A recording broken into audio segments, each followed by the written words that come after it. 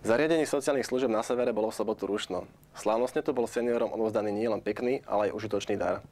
Keďže október patrí úcti k našim najstarším spoluobčanom, vedenie zariadenia sa rozhodlo poctiť si ich spoločne. V slávnostnej atmosfére a za prítomnosti mnohých hostí im bol v sobotu do poludnia odovzdaný nový altánok s parkom.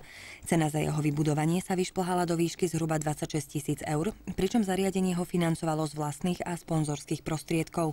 Tento park vlastne chceme urobiť tak, aby vlastne tunak boli v podstate ovocné stromky. Potom chceme urobiť trávnik a gro toho parku bude rozvoniavať levandula. Sa mi to páčilo. Ďakujem všetkým a sestričkám, ktoré ho vybudovali. Vynikajúce. Áno. Bolo ho treba? Áno, samozrejme. Sice teraz je už zima, teraz ho nevyužijeme, ale bude leto. Si myslím, že to bude niečo nádherné a určite sa môžeme tým píšiť a chváliť. Možno povedať, že toto bude naozaj taká oddychová zóna vášho zariadenia? Áno, oddychová zóna. My sme začínali v roku 2011 s 2 klientami.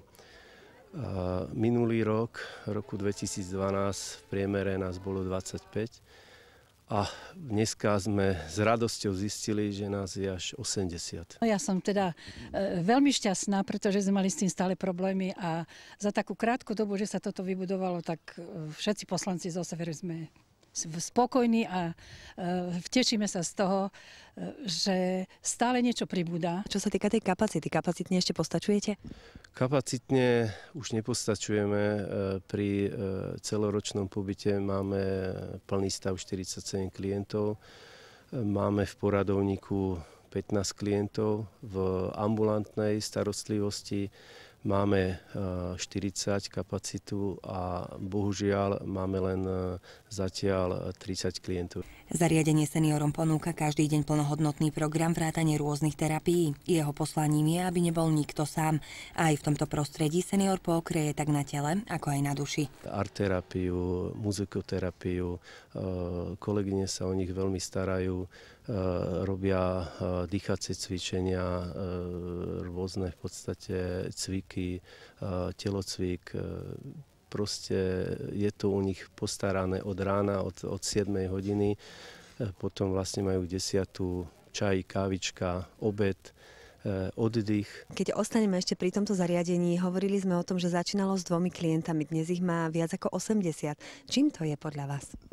Asi tou dobrou starostlivosťou a ohlasmi, alebo všetci vieme, začína tá závisť ľudská je veľmi zlá a vieme, že aké kritiky, čo ľudia povymýšľali, ale vlastne s tou skutočnou prácou sa dokáže to presvedčiť aj tých neprajníkov, že je to dobre zorganizované, dobre pripravené. Som tu od novembra 2012.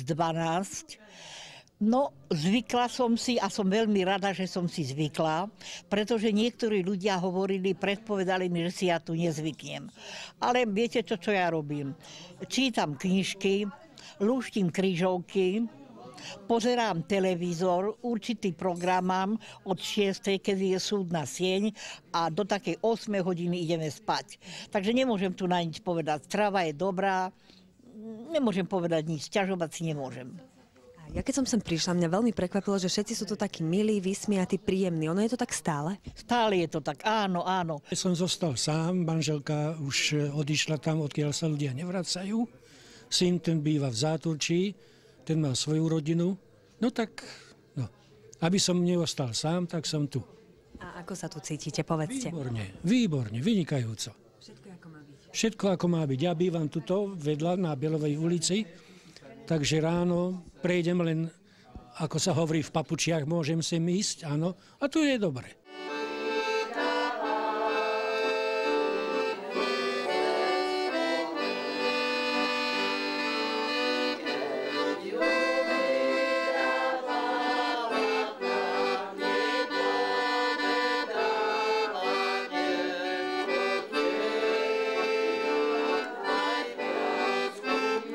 Tu nás sme medzi svojimi.